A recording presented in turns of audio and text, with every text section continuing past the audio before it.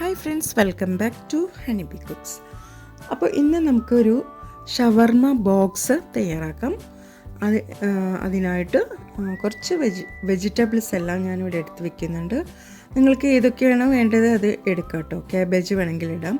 ഞാനിവിടെ കുക്കുംബറും ക്യാരറ്റും ക്യാപ്സിക്കം, തക്കാളി, സവാള, പച്ചമുളകാണ് എടുത്തിരിക്കുന്നത്. ഇനി ഇതിലേക്ക് ഞാൻ എടുത്തു വെച്ചിരിക്കുന്നത് മയോണൈസ് എടുത്തു വെച്ചിട്ടുണ്ട്.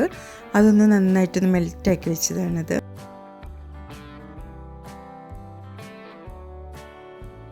പിന്നെ ഇതിലേക്ക് ആവശ്യമായിട്ടുള്ളത് സമൂസ ഷീറ്റാണ്. അത് ഞാനിവിടെ എടുത്തു വയ്ക്കുന്നുണ്ട്.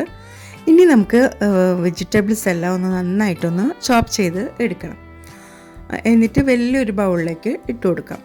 ഞാനിവിടെ ഒരു വലിയ ബൗൾ തന്നെയാണ് എടുത്തു വെച്ചിരിക്കുന്നത്, കാരണം മിക്സ് ചെയ്തെടുക്കാനായിട്ട് സൗകര്യം. വലിയൊരു ബൗൾ എടുത്ത് വെച്ചത്. എന്നിട്ട് വെജിറ്റബിൾസ് ഓരോന്നും ഇതിലേക്ക് നമുക്ക് ചോപ്പ് ചെയ്ത് ഇട്ട് കൊടുക്കാം.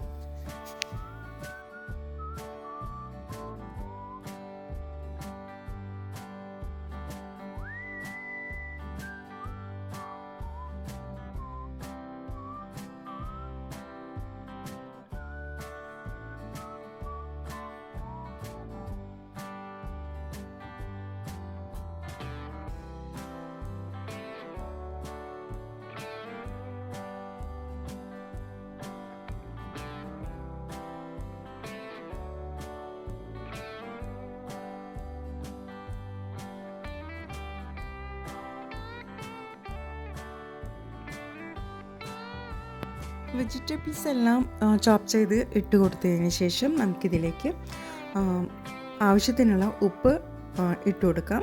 അതേപോലെ തന്നെ ഇതിലേക്ക് പെപ്പർ പൗഡർ ചേർത്ത് കൊടുക്കണം. ഞാനിവിടെ ഒരു ടീസ്പൂണാണ് എടുത്തിരിക്കുന്നത്. അതുപോലെ ചിക്കൻ വേവിച്ചെടുത്തതാണ് ഇത്. ഉപ്പ് കുറച്ച് പെപ്പർ പൗഡറും കൂടി ഇട്ടിട്ടാണ് ഞാനിത് വേവിച്ചെടുത്തത്. അതുകൂടെ ഇതിലേക്ക് ചേർത്ത് കൊടുക്കാം. എന്നിട്ട് നേരത്തെ എടുത്തു വെച്ച മയോണൈസ് കൂടെ ഇതിലേക്ക് ഇട്ട് കൊടുക്കണം. അതിനുശേഷം ഇതിലേക്ക് ഞാൻ കുറച്ച് മല്ലിയില കൂടെ ചോപ്പ് ചെയ്തത് ഇട്ട് കൊടുക്കുന്നുണ്ട്. അതേപോലെ ഇതിലേക്ക് കുറച്ച് കെച്ചപ്പും ടൊമാറ്റോ പേസ്റ്റ് കൂടെ ചേർത്ത് കൊടുക്കുന്നുണ്ട്. ടൊമാറ്റോ സോസ്, പേസ്റ്റ് അല്ല കേട്ടോ, സോസാണ് എടുത്തിരിക്കുന്നത്. എന്നിട്ട് നന്നായിട്ട് ഇവ എല്ലാം കൂടെ തന്നെ നന്നായിട്ടൊന്ന് മിക്സാക്കി എടുക്കണം.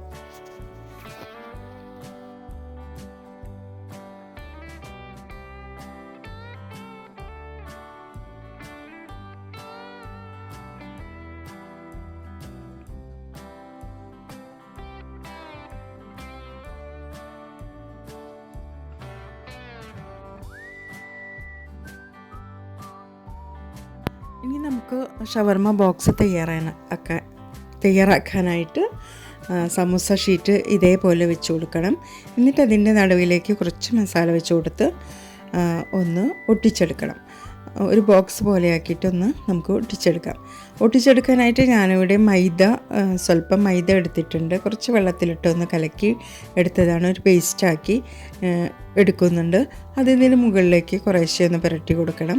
എന്നിട്ട് അപ്പോഴാണ് നന്നായിട്ടൊന്ന്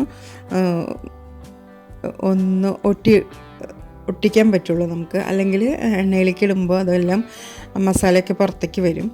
അപ്പോൾ ഇത് അങ്ങനെ വരാതിരിക്കാൻ വേണ്ടിയിട്ടാണ് ഈ മൈദ മിക്സ് ഒട്ടിച്ചു കൊടുക്കുന്നത്. എന്നിട്ട് ഇവിടെ എല്ലാം ഇതേപോലെ ബോക്സ് ആക്കിയിട്ട് ഞാനിവിടെ എടുത്ത് വയ്ക്കുന്നുണ്ട്.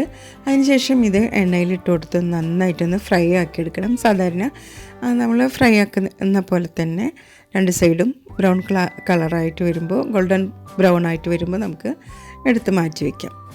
വളരെ എളുപ്പത്തിൽ തയ്യാറാക്കാൻ പറ്റുന്ന ഒരു സ്നാക്കാണ് ഇത്. എല്ലാവരും ട്രൈ ചെയ്ത് നോക്കുക, ഫീഡ്ബാക്ക് എല്ലാം അറിയിക്കുക. അപ്പോൾ നമ്മൾക്ക് മറ്റൊരു ഈസി റെസിപ്പിയുമായിട്ട് വീണ്ടും കാണാം. നിങ്ങളുടെ സപ്പോർട്ടെല്ലാം തുടർന്ന് എനിക്കുണ്ടാവുമെന്ന് പ്രതീക്ഷിക്കുന്നു.